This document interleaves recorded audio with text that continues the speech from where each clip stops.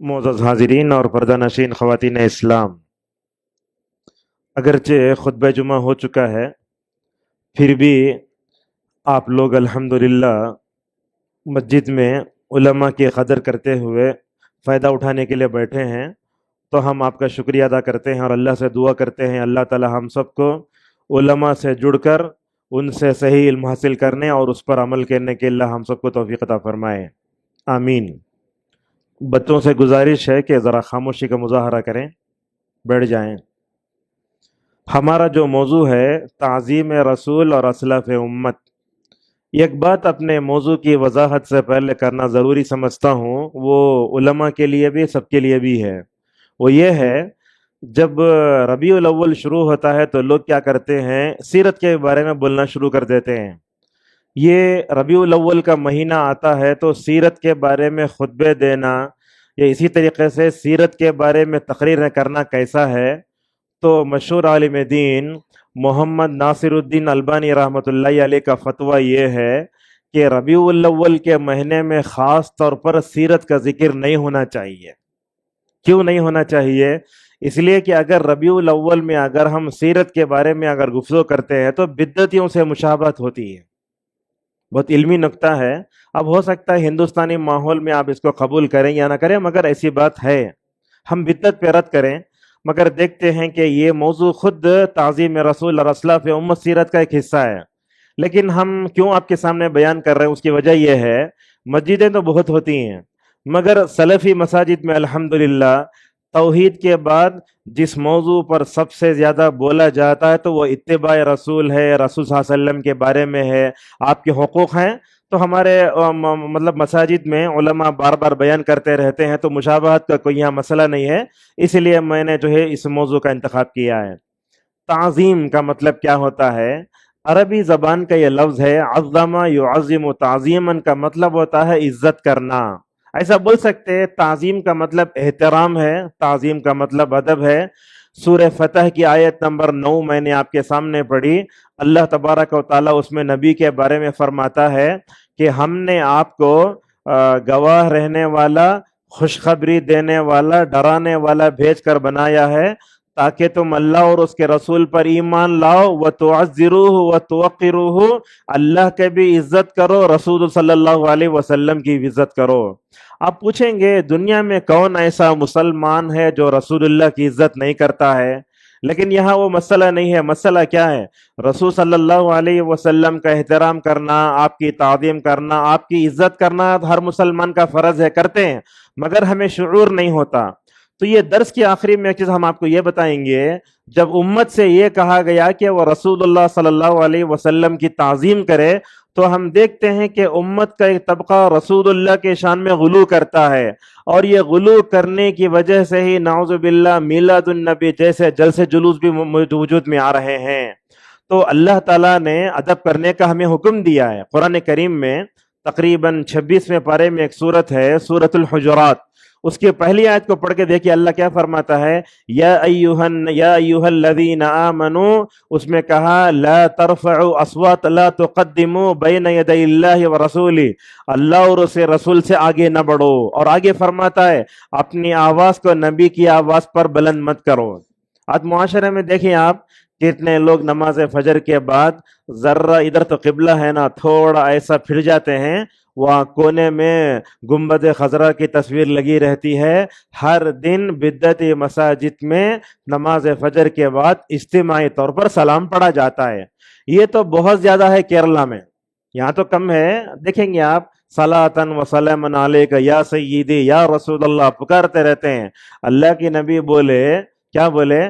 اذان کے بعد درود پڑھو، امت اذان سے پہلے درود پڑھ رہی ہے، اقامت سے پہلے درود پڑھ رہی ہے، بلکہ ہم دیکھتے ہیں بدعتی لوگ جب نکاح ہوتا ہے سب سے پہلے مسلمان بناتے، بعد میں خطبے نکاح پڑھتے ہیں۔ یہ بڑی مشکل ہے، لہٰذا اللہ اور اس کے رسول صلی اللہ علیہ وسلم کا ادب کرنا، تعظیم کرنا ہر مسلمان پہ فرض ہے۔ صالح فوزان حفظہ اللہ نے فرمایا، جو بندہ اللہ تعالیٰ کی، اللہ اور اللہ کے رسول پر ایمان لاتا ہے، اس کے لیے ضروری ہے کہ وہ رسول صلی اللہ علیہ وسلم کا احترام کرے۔ کیسا؟ اللہ خود اپنے نبی کا احترام کرتا ہے۔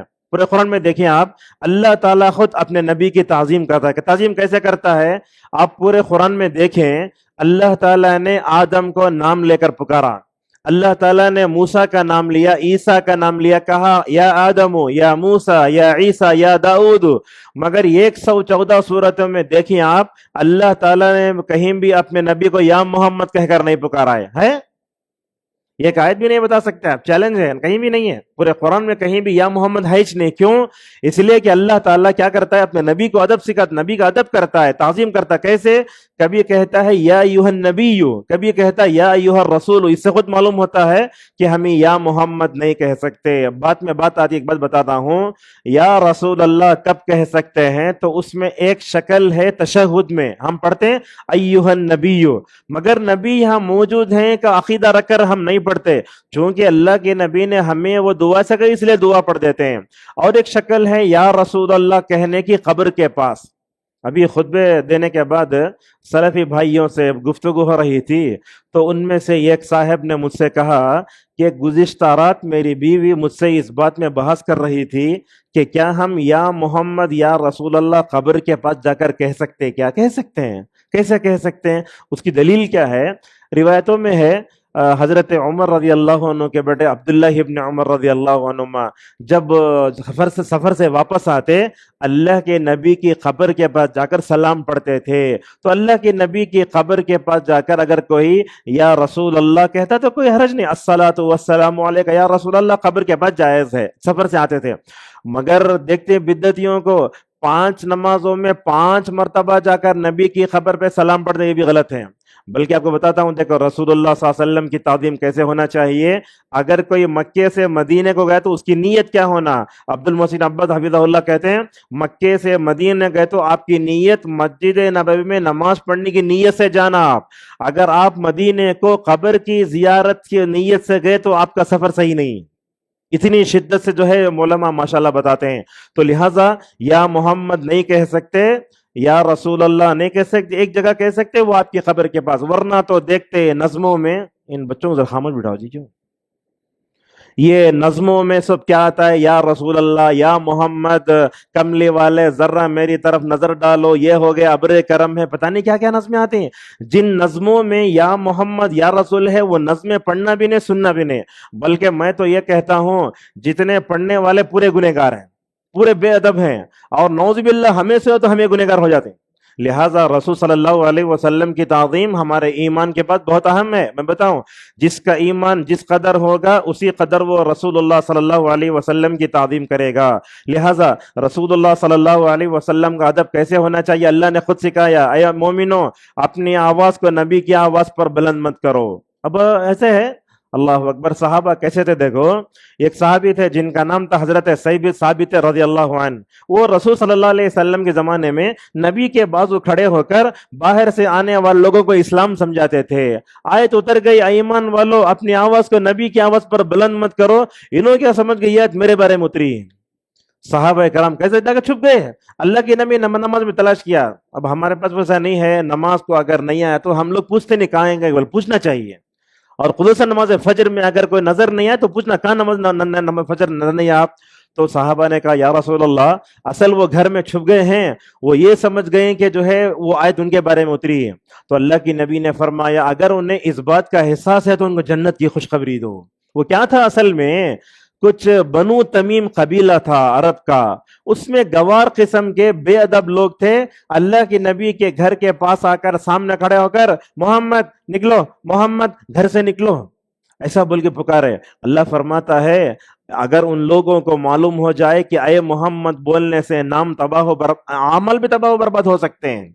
بدعتیوں کو دیکھو آپ، انہوں کیا کرتے ہیں؟ جشن آمد رسول کے نام سے جلسہ کرتے ہیں. جلسہ کرتے کرتے کرتے کیا ہوتا؟ ان کے عقیدے کے مطابق اللہ کے نبی کوسے کی جانور پر بیٹھ کر اس مجلس میں شریک ہوتے کہتے. اس سے بڑی بے ادبی ہو سکتی ہے؟ پورے لوگ کھڑے ہو جاتے ہیں. جشن آمد رسول کا مطلب اس کیا ہے؟ جلسے میں رسول اللہ کا ویلکم کیا جا رہا ہے. کہاں تھے مسلمانوں کی اس قدر جہالت ہے، لہٰذا اللہ تعالیٰ خود رسول اللہ صلی اللہ علیہ وسلم کا ادب کرتا ہے. بات کرنے کا انداز دیکھو اللہ تعالیٰ کیسے بات کرتا ہے. کبھی کہتا ہے یا ایھا النبی، کبھی کہتا ہے یا ایھا الرسول. یہ انداز دیکھ کیسا ہے. کبھی فرماتا ہے یا ایھا المزمل. یہ تو کتنا پیارا اسلوب ہے، اے چادر اوڑھ کر سونے والے، یہ آرام کا وقت نہیں ہے.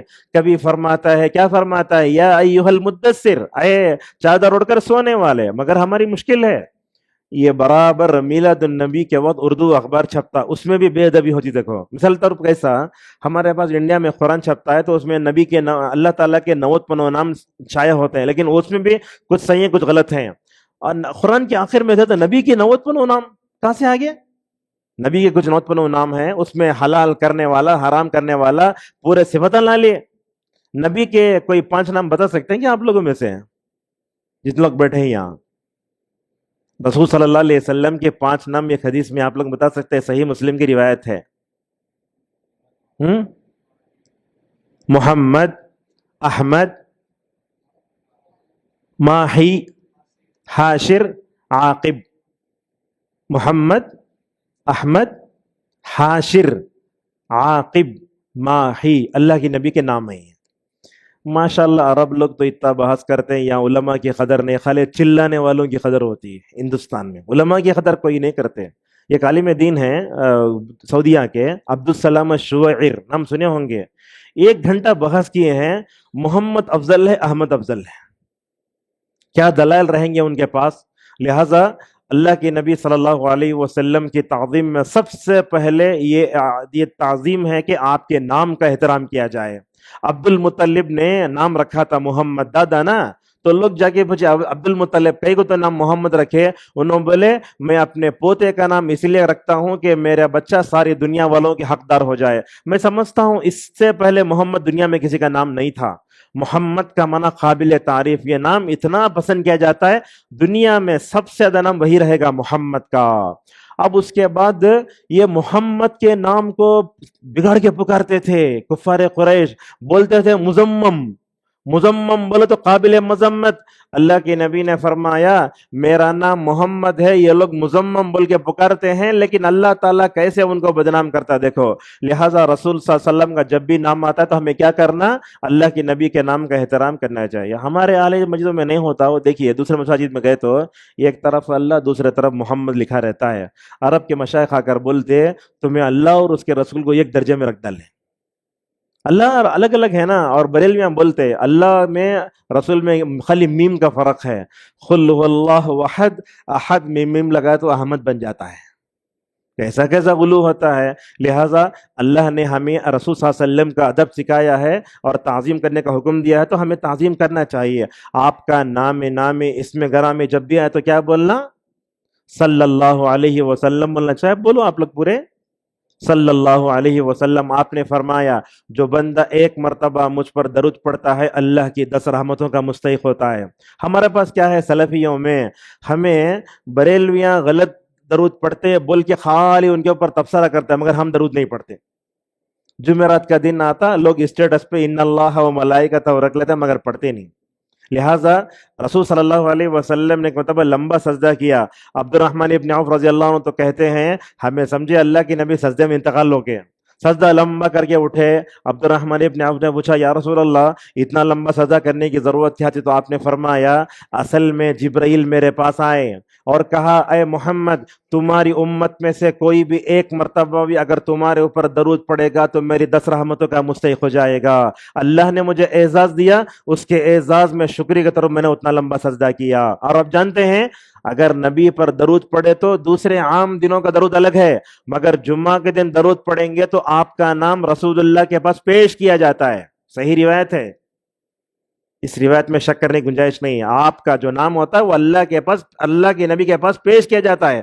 اور اللہ تعالیٰ کے فرشتے پوری کائنات میں درود کلیکٹ کرنے کے لیے فرشتے ہیں، جہاں جہاں درود ہوتا کلیکٹ کرتے رہتے ہیں. اور درود پڑھنے کے فائدے بہت ہیں. اب کیا ہے، اللہ کی نبی نے فرمایا درود پڑھنے سے اللہ تعالیٰ تمہارے غموں کو دور کرے گا. تو بدعت یا کیا سمجھے، مشکل میں رسول اللہ کو پکارنا. ویسا مطلب نہیں ہے. اور جو آدمی درود نہیں پڑھتا وہ رسول اللہ کی نظر میں بخیل ہے. اور ایک حدیث میں آپ نے یہ بھی فرمایا, دیکھو کیسا ہے, میں موٹے انداز میں آپ کو سمجھانے کے لیے کہہ سکتا ہوں, یہ درود جنت کا میپ ہے. اگر آپ درود نہیں پڑھے جنت کا راستہ بھٹک جائیں گے. صحیح حدیث ہے, آپ جتنا درود پڑھیں گے جنت کا راستہ ملے گا آپ کو. اور یہ درود کیسے پڑھنا؟ اللہم صلی علی محمد, اللہ کی نبی نے تو قرآن کی سورت طرح سکھایا. مختصر کیسے پڑھنا؟ صلی اللہ علیہ وسلم, اور اس سے ہٹ کر اللہم صلی وسلم مبارک علی عبدک و رسولک محمد, ایسا. تو یہ نبی کی تعظیم بھی ہمیں اپنے بچوں کو سکھانا. کتنے مرتبہ محمد برہم کے نام آتا, کہاں ہماری عورتیں صلی اللہ علیہ وسلم بولتے کیا؟ ہمارے بچوں کے اندر نبی کا نام آئے تو صلی اللہ علیہ وسلم بولنے کا رواج ہے کہ نہیں ہے؟ لہذا سکھاؤ. اذان کا احترام نہیں ہے, اذان کا احترام ہم نہیں کرتے, حالانکہ اس میں کیا آتا؟ اشہد ان محمدن رسول اللہ. ہمارے لوگ نبی کے نام پر غل کر کے انگوٹھے چومتے ہیں, وہ ثابت نہیں. وہ کرو جو اللہ اور اس کے رسول صلی اللہ علیہ وسلم نے کیا. لہذا آپ کا نام جب بھی آتا ہے تو کیا بولنا؟ صلی اللہ علیہ وسلم بولنا چاہیے. کتنی خوشگوار زندگی آتی ہے محدثین کی. حدیث پڑھاتے پڑھاتے دن میں کتنے مرتبہ صلی اللہ علیہ وسلم بولتے ہوں گے, اللہ کی رحمت کے کیسے مستحق ہوتے ہوں گے. اسی لیے دیکھتے ہیں محدثین جو ہوتے ہیں حدیث پڑھانے والے, دنیاوی اعتبار سے فقیر کنگال, دنیا میں کون بھی ان کو نہیں پوچھتا, مگر اللہ کی نظر میں ان کا بڑا مقام و مرتبہ ہے. دوسرا یہ ہے, آپ صلی اللہ علیہ وسلم کی تعظیم کا یہ ہے کہ ہم آپ کے حقیقی مقام و مرتبے سے واقف ہو جائیں. اللہ کے نبی کون تھے؟ آپ کا نام کیا تھا؟ آپ کے نام کا اگر کوئی نسب جانتے کیا؟ محمد بن عبداللہ والا جانتے ہیں؟ کسی کو یاد ہے؟ محمد بن عبداللہ نسب یاد نہیں ہے. ہمارے پاس بولے تو دھونی کا نسب یاد ہے, اس کے بعد راہل ڈراوڈ کا نسب یاد ہے, کتنے 4 مارا کتنے 6 مارا بولتے, مگر ہم اہل الحدیث ہو کر رسول صلی اللہ علیہ وسلم کا نسب بھی یاد نہیں کرو. کتنی بڑی بدنصیبی ہماری ہے. اللہ کے نبی کے والد کا نام کیا؟ عبداللہ. دادا کا نام عبد المطلب. ماں کا نام آمینہ. اب وہ بھی ہے, اللہ کی نبی کے والدین کافر ہیں, جہنم میں چلے گئے. بولے تو بریل میں پوچھتے کئی کو جہنم میں بھیجتے, انتقال ہوا حالت کفر میں. ایک آدمی پوچھتا آ کر کے یا رسول اللہ میرے باپ کا, تو اللہ کے نبی بولتے میرے باپ تمہارے باپ دونوں جہنم میں ہیں. صحیح بات ہے, اس میں کوئی جو ہے دو رائے نہیں ہے, اور اس میں ہمدردی کرنے کی ضرورت بھی نہیں ہے. اچھا کیوں اللہ تعالیٰ رسول صلی اللہ علیہ وسلم کے باپ کو بچپن ہی میں ختم کر دیا؟ ماں کے پیٹ میں تھے, 6-5 سال کے ہوئے تو ماں کا سایہ اڑ گیا. علماء لکھتے ہیں اگر اللہ تعالیٰ کے رسول صلی اللہ علیہ وسلم کے والدین زندہ رہتے تو محمد کو کفر میں کھینچتے تھے, اسی لیے اللہ پہلے ہی ختم کر دیا. کیا کیا لکھے علماء ماشاء اللہ. اور اللہ کی نبی صلی اللہ علیہ وسلم کی پوری زندگی دیکھیے آپ. اللہ تعالیٰ نے تو قرآن کریم میں رسول اللہ کی زندگی کی قسم کھائی. آپ سنیں اس سے پہلے یہ, اللہ تعالیٰ رسول اللہ کی زندگی اور عمر کی قسم کھاتا ہے. لعمرک, وہاں فرماتا ہے اللہ تبارک و تعالیٰ, حضرت عبداللہ ابن عباس کہتے ہیں میں نے پورا قرآن پڑھا, اللہ تعالیٰ نے موسیٰ عیسیٰ کسی کی زندگی کی قسم نہیں کھائی سوائے محمد رسول اللہ صلی اللہ علیہ وسلم کے. عز ابن عبدالسلام رحمہ اللہ کہتے ہیں یہ وہ خصوصیت ہے جس میں کوئی دوسرا آپ کا شریک نہیں. آپ کا کیا مقام مرتبہ ہے؟ آپ آخری نبی ہیں, ایمان ہے نہیں ہمارا؟ آپ آخری نبی ہیں, آپ نبیوں کے سردار ہیں, اور آپ کے بعد کوئی نبی آنے والا نہیں. اور اللہ تعالیٰ نے آپ کو جو معجزات دیے, جو چیزیں دی, وہ کسی کو نہیں دی. اللہ اکبر. اللہ تعالیٰ کے نبی کے اخلاق معجزے سے کم نہیں ہیں. ابن حزم رحمہ اللہ نے کہا اللہ تعالیٰ رسول اللہ کو کوئی معجزہ نہ دیتا, آپ کی بے داغ سیرت خود ایک معجزہ ہوتی. اب دیکھیے حضرت آدم سے لے کر حضرت عیسیٰ علیہ السلام تک کتنے انبیاء تشریف لائے؟ 1,24,000 کی روایت ضعیف ہے. وہ 1,00,000 آئے کتنے ہے, لیکن اللہ تعالیٰ حقیقت معلوم ہے. جتنے نبیوں کے اندر جو خوبیاں تھی ماشاءاللہ, اللہ تعالیٰ نے وہ ساری خوبیاں سارے اخلاق نبی کے اندر جمع کر دی.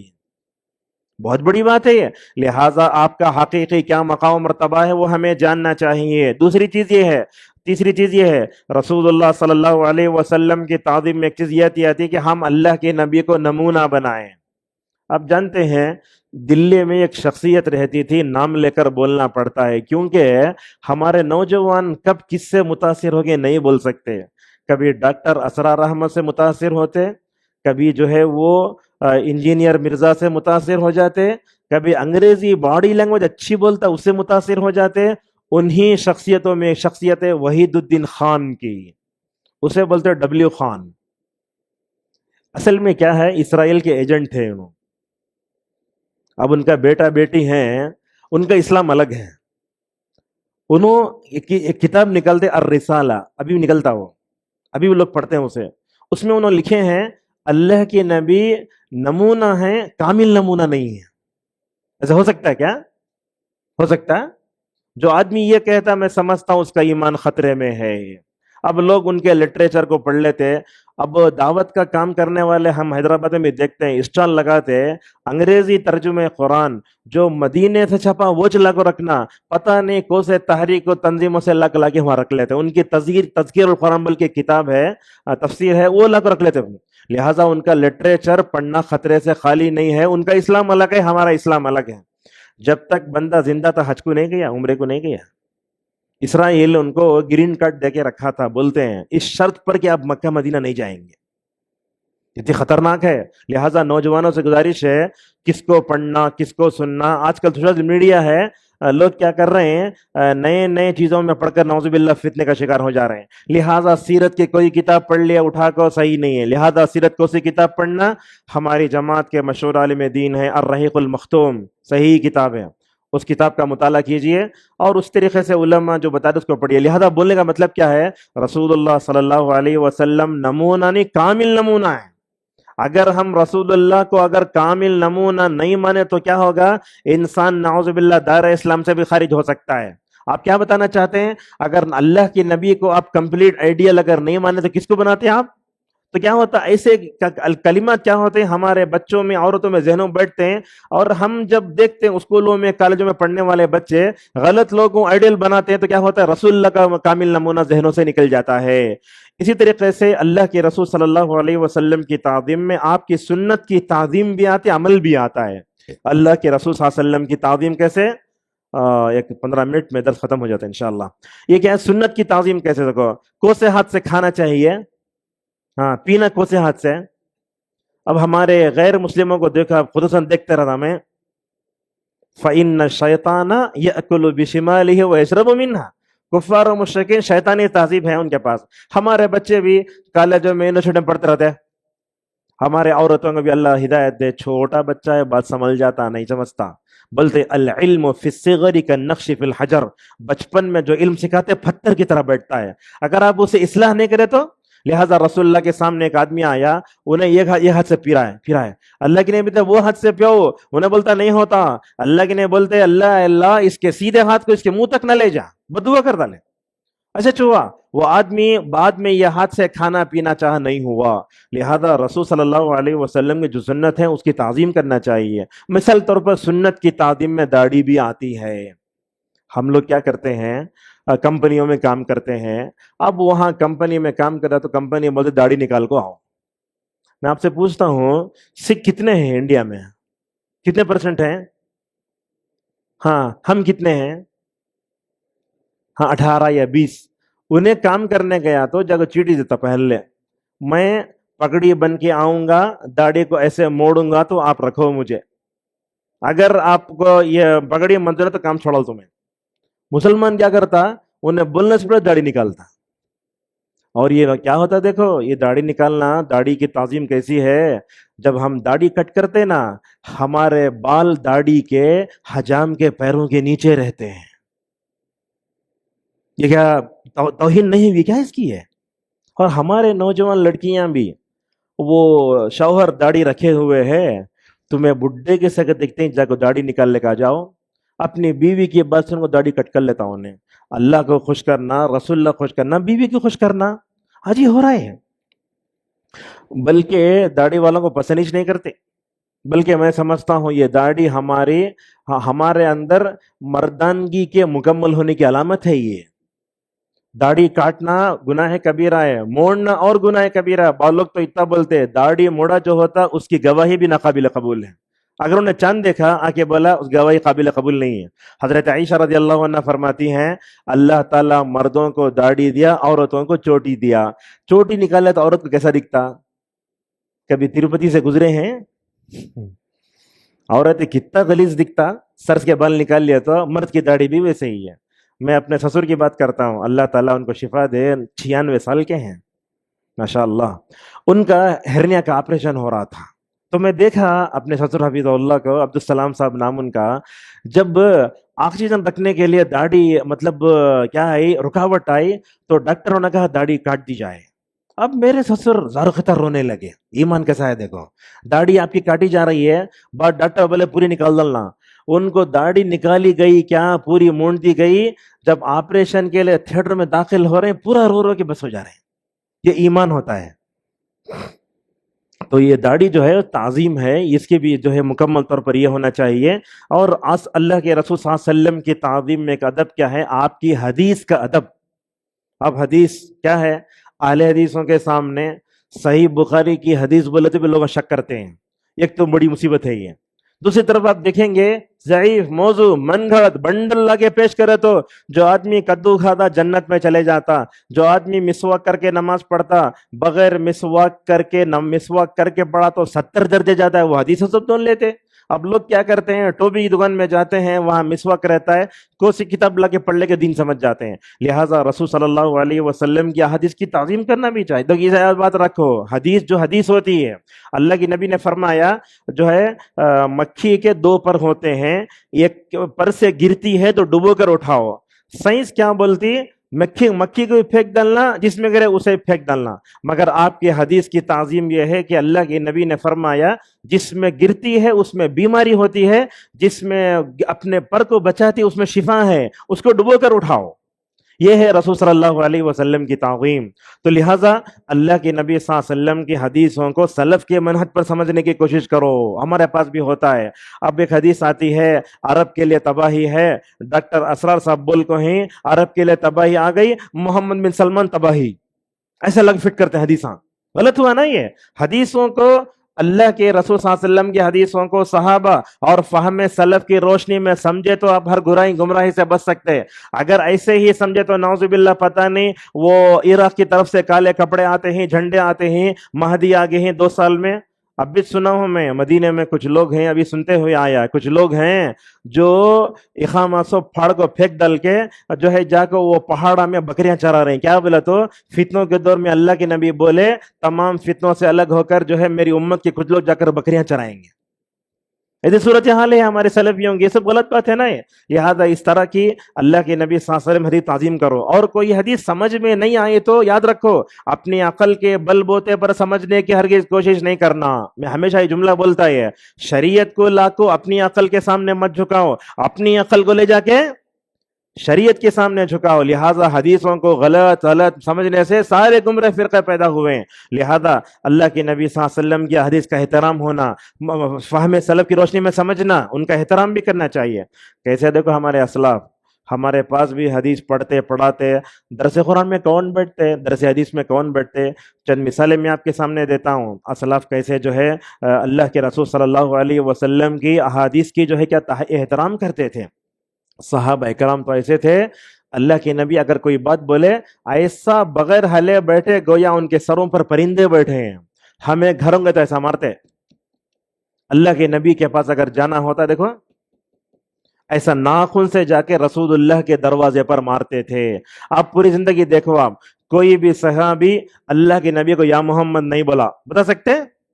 جبرائیل آ کے بولے، مگر کوئی آپ کو یا محمد نہیں بولا، کھیڑے والے بولے.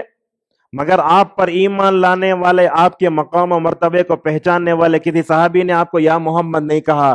کبھی بولتے یا رسول اللہ، کبھی بولتے یا نبی اللہ، کبھی بولتے یا رسول اللہ میرے ماں باپ آپ پر قربان ہو.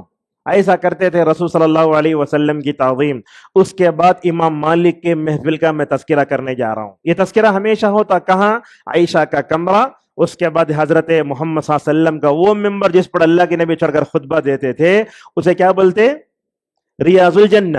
وہاں سفید قالین ہے، اللہ اکبر. وہاں بیٹھ کر پڑھاتے تھے امام مالک. اب یہاں بیٹھ کر قال رسول اللہ بولے تو بات الگ ہے، مگر وہاں بیٹھ کر بولے تو قال رسول اللہ بات الگ ہے. کیا کہتے ہیں امام مالک رحمۃ اللہ علیہ؟ یہ کتاب لکھے موطا، جانتے ہیں نا کتاب، مشہور حدیث ہے، بخاری مسلم سے پہلے کتاب ہے وہ. اب وہ درجہ بعد میں کہیں کو آیا چھوڑ دیجئے.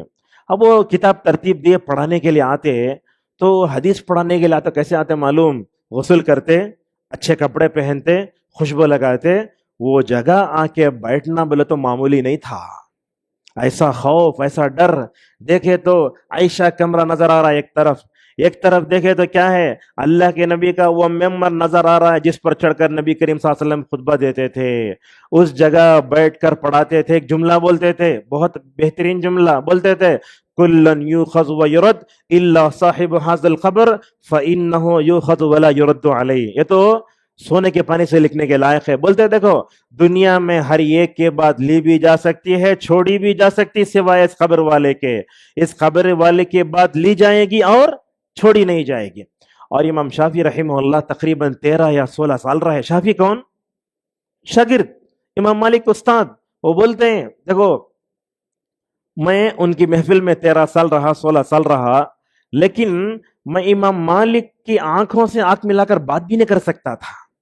اس لیے کہ جگہ کون سی دیکھیں آپ, جہاں صحابہ بیٹھتے تھے, نبی بیٹھتے تھے, نبی کی بیویاں رہتی تھی. وہ کبھی بولتے میں پانی پینے کے لیے کوشش کرتا تو اللہ کے رسول صلی اللہ علیہ وسلم کی تعظیم اور اس مجلس کی ادب سے میرا حلق سوکھ جاتا. اور بولتے دیکھو امام مالک کے سامنے بیٹھ کر امام شافعی نے پوری موطا یاد کر لی تھی, تقریباً کتنی ہزار حدیثیں. اور بولتے ہیں حدیث کا ورق الٹتے نا تو ایک ورق کے الٹنے کی آواز بھی امام مالک کے کان میں نہیں پڑی. اللہ اکبر, یہ ادب تھا. اور مدینے میں جب ہم پڑھتے تھے تو امام مالک کا یہ ادب ہمیں اپنے اساتذہ میں نے دیکھا. ایک ہمارے استاد تھے صحیح مسلم پڑھانے والے, جب آتے تو وہ امام مالک کے موطا کی محفل یاد آ جاتی تھی. کیا تعظیم تھا, قال رسول اللہ بولے تو تعظیم سے حلق سوکھ جاتا تھا. ایوب سختیانی رحم اللہ کے بارے میں آتا ہے, قال رسول اللہ بولتے تو کیا ہو جاتا, وہ حلق سوکھ جاتا تھا. اور اسی طریقے سے اس وقت مجھے امام احمد کی مجلس کے بارے میں بات یاد آتی. امام احمد رحمۃ اللہ علیہ. اب دیکھو ہمارا درس ہو رہا ہے, وہاں خواتین گھروں میں سن رہے ہیں, وہاں سن رہے ہیں, لیکن علامہ ذہبی رحم اللہ لکھتے ہیں رسول صلی اللہ علیہ وسلم کی احادیث کو پڑھاتے تھے امام احمد. اور امام احمد حدیث سے بڑا پیار کرتے تھے. انہوں نے کہا میں نے اپنے زندگی میں جو بھی سنت جانا میں نے اس پہ عمل کیا, ہر سنت پہ عمل کیا سوائے ایک سنت کے. وہ سنت کیا, جانور پر سوار ہو کر کعبۃ اللہ کا طواف نہیں کر سکا. سب سنتوں پر عمل کر لیے, پچنا لگانے کی ضرورت نہیں تھی, مگر پچنا لگا کر پچلا لگانے کی درہم دیا, کہا آج مجھے خوشی ہو گئی. لہٰذا بولتے ہیں زندگی میں رسول اللہ کی ہر سنت پر عمل کرنے کی کوشش کر کے خوش ہو جاؤ. مثال کے طور پر بال سفید ہوئیں, آپ اسے مہندی لگاتے ہیں, 2 ثواب. ایک ثواب تو رسول اللہ لگاتے تھے, دوسرا یہودی نہیں لگاتے تھے, ان کی مخالفت کا ثواب. امام احمد کی محفل میں کتنے لوگ بیٹھتے تھے سمجھتے ہوں گے آپ اس زمانے میں؟ سیر اعلام النبلاء میں علامہ ذہبی نے لکھا ہے امام احمد کی محفل میں 5000 لوگ بیٹھتے تھے. آپ سوچتے ہوں گے کیسے آواز پہنچتی رہی ہوگی, مائک بھی نہیں تھی نا. میں سمجھتا ہوں امام احمد کی آواز ان 5000 لوگوں تک پہنچنا یہ کرامت سے کم نہیں ہے. کتنے ہزار, یہ کوئی اڑتی بات نہیں ہے. علامہ ذہبی علامہ ابن تیمیہ کے شاگرد, اس میں کوئی جھٹلا بھی نہیں سکتا ساری دنیا میں یہ بیان کو سن کر کے. تو کیا ہوتا تھا, 5000 لوگ بیٹھتے تھے, ان 5000 لوگوں میں 4500 امام احمد حدیث کی تعظیم کیسے کرتے وہ دیکھنے کے لیے آتے تھے. کتنے ہزار, 4500. اور 500 لوگوں کے ہاتھ میں قلم ہوتا, امام احمد کیا بولتے وہ لکھ لیتے تھے. تو کیا یہ تعظیم ہمارے مدارس میں ہے آج؟ ہے نہیں ہے, افسوس کی بات ہے. حدیث کتاب ہوتی ہے, بچے وہ رکھ کر سو جاتے ہیں. حدیث گھنٹی میں وہ تعظیم نہیں جو ہمارے اسلاف کے پاس تھی. تو اس طریقے سے ہم نے دیکھا مدینے میں الحمدللہ 5 سال رہا. عبد المحسن عباد حفظہ اللہ ماشاءاللہ بڑے محدث, 90 سال زیادہ عمر ہے, 50 سال تک ماشاءاللہ حدیث کی کتابوں کا درس دیے ہیں. بخاری, مسلم, ابو داؤد, ترمذی, نسائی, ابن ماجہ, موطا, 50 سال ماشاءاللہ. ان کی محفل میں بھی تقریباً 2500 طلبہ بیٹھتے تھے, میں بھی اسی میں سے تھا. شیخ تشریح کرتے پوری زندگی ماشاءاللہ اس میں گزارے. اور اسی طریقے سے اللہ کے رسول صلی اللہ علیہ وسلم کے احادیث کا ادب کرنے میں کیا ہوتا, دیکھو عبد الرحمن ابن مہدی ایک نام آتا ہے. ایک دن جو ہے حدیث پڑھانے کے لیے آئے, چپل چھوڑے اندر گئے, ایک طالب علم کو دیکھے یہ بلیڈ لے کر جو ہے پینسل چھیل رہا ہے. حدیث کتاب سامنے کھلی ہے, بولے یہ بے ادبی ہے اللہ کے نبی کی حدیث کتاب کی، فوراً چپل پہن کر واپس آ گئے. ایسا ادب کرتے تھے. لہٰذا رسول اکرم صلی اللہ علیہ وسلم کا پاکیزہ نسب کیا ہے وہ بھی ہمیں ہونا چاہیے. انشاءاللہ 5 منٹ میں ہمیں یہ بھی ہونا چاہیے. رسول اکرم صلی اللہ علیہ وسلم کو دیکھنے کا شوق، آپ کے فضائل جاننے کا شوق، آپ کے خصائص کا شوق، آپ کے معجزات، آپ کے نبوت کے دلائل، آپ کے حقوق سب جاننا چاہیے. 1-2 معجزے آپ کے سامنے ذکر کر دیتے ہیں. کیسا معجزہ ہے؟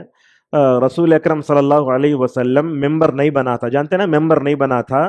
اللہ کے نبی خطبہ دینے کے لیے چڑھتے تو سامنے ایک ٹہنی تھی، ٹہنی دیتے نا ڈالی، اس کو پکڑ کے خطبہ دیتے تھے.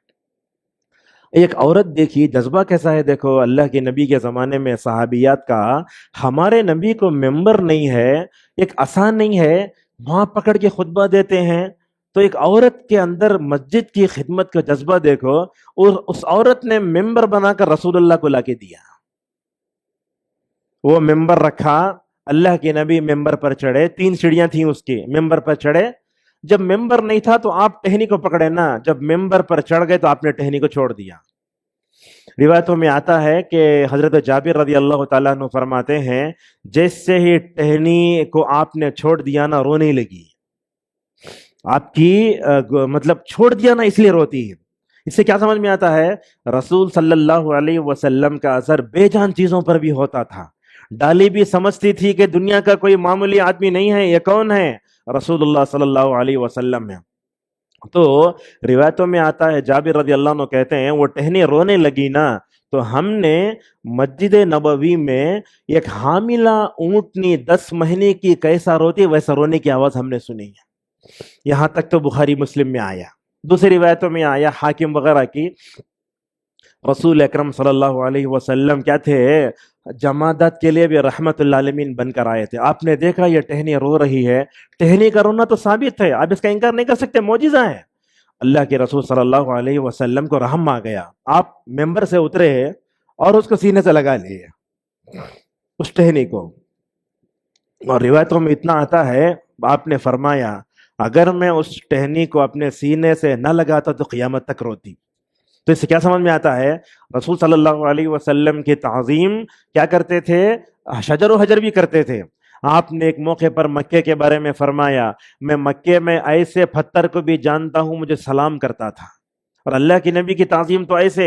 ایک مرتبہ اللہ کے رسول پیشاب کرنے کے لیے جا رہے ہیں، عبداللہ مسعود رضی اللہ عنہ کہتے ہیں میں نے دیکھا 2 ٹہنیاں دور سے اٹھیں، آپ کے سامنے آ کر کھڑی ہو گئیں آپ کی حفاظت کے لیے. آپ بیٹھ گئے پیشاب کرنے کے لیے، پیشاب کر کے اٹھے، 2 ٹہنیاں وہاں سے نکل کے دور چلے گئیں. یہ زندہ معجزہ حضرت عبداللہ مسعود رضی اللہ عنہ نے دیکھا.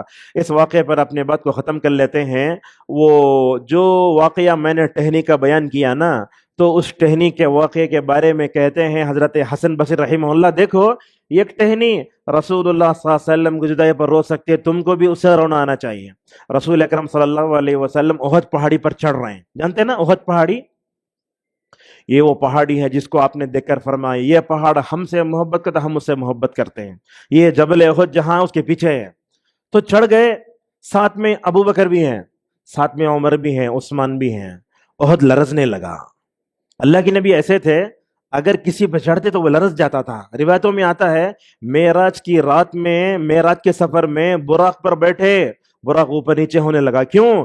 اس لیے کہ اس پر بیٹھنے والی شخصیت کوئی معمولی نہیں ہے. وہ کون ہے؟ نبیوں کے سردار ہیں.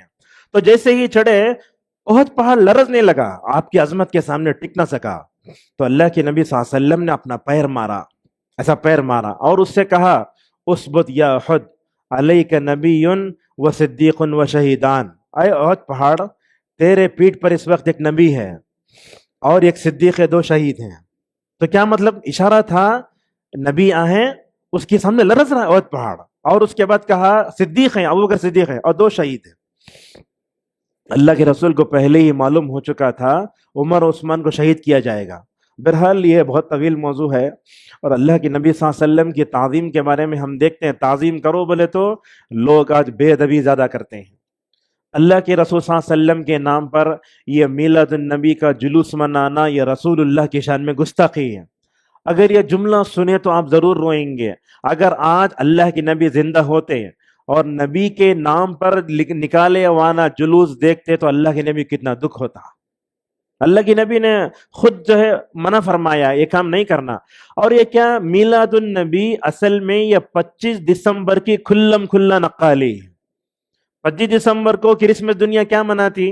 حضرت عیسیٰ کا برتھ ڈے مناتی ہے. برتھ ڈے ہے نا یہ برتھ ڈے ہے ایک دم. ہم سورہ فاتحہ پڑھتے ہیں اے اللہ یہودیوں کا راستہ نہ بتا، نصارہ کا راستہ نہ بتا. اگر خالی غیر المغضوب علیہم ولا الضالین پر اگر کوئی غور کیا تو میلاد النبی کے جلوس کو نہیں جائے گا. یاد رکھیے میلاد النبی کا جلوس نکالنا یہ بے ادبی ہے، گستاخی ہے، رسول اللہ کی تعظیم کے خلاف ہے. اس میں جو لوگ پیسہ دیتے ہیں گنہگار ہیں، جو لوگ نکلتے ہیں وہ گنہگار ہیں، جو لوگ دیکھنے جاتے ہیں وہ بھی گنہگار ہیں. لہٰذا اپنے بچوں میں اپنی بیویوں میں رسول اللہ صلی اللہ علیہ وسلم کی صحیح تعظیم کیا ہے وہ پیدا کریں. رسول اللہ کی بے ادبی ہم بہت کرتے ہیں. رسول اللہ کا نام آتے رسول اللہ پر ہم درود نہیں پڑھتے. رسول صلی اللہ علیہ وسلم کو پتہ نہیں بولتے نور سے پیدا ہوئے عالم الغیب تھے. اللہ کے نبی خبر میں سے آ رہے ہیں، ہاتھ آ رہا ہے، پتہ نہیں لوگوں کیا کیا دکھتا ہے سمجھ میں نہیں آتا. اس طرح کی بے ادبی کی جو چیزیں ہیں جہاں تک ہو سکے دیکھو رسول اللہ کی تعظیم پر گفتگو کرے دل نرم ہو جاتا ہے، مگر رسول اللہ کے بے ادبی اور اللہ کی نبی کے شان کے میلاد النبی کے جلسے، اس دن شربت بنانا، کھانے بنانا، کہاں ہے یہ؟ جس نبی نے میوزک کو حرام کیا اسی کے میلاد النبی میں یہ کیا رسول صلی اللہ علیہ وسلم نے لوگوں کو تکلیف دینے کا سکھایا کیا؟ میں تو سمجھتا ہوں جیسے غیر مسلموں کا تہوار آئے تو پوری کائنات پر اس کی نحوست ہوتی ہے، یہ 12 ربیع الاول کو بھی ہمارے نکلنے والے جلوس سے سارے کائنات پر برا اثر پڑتا ہے. جس کے اندر جو ایمان ہے وہ اسی کو محسوس کر سکتا ہے. اللہ تبارک و تعالیٰ سے ہماری دعا ہے اللہ تعالیٰ ہم سب کو رسول صلی اللہ علیہ وسلم کی حقیقی تعظیم کرنے کی توفیق عطا فرمائے. اللہ تعالیٰ ہم سب کو اللہ کے نبی کا جو صحیح مقام و مرتبہ ہے اس سے واقف ہونے اور اپنے گھروں میں بھی وہی ماحول پیدا توفیق عطا فرمائے. وآخر دعوانا الحمد للہ رب العالمین والسلام علیکم ورحمۃ اللہ وبرکاتہ.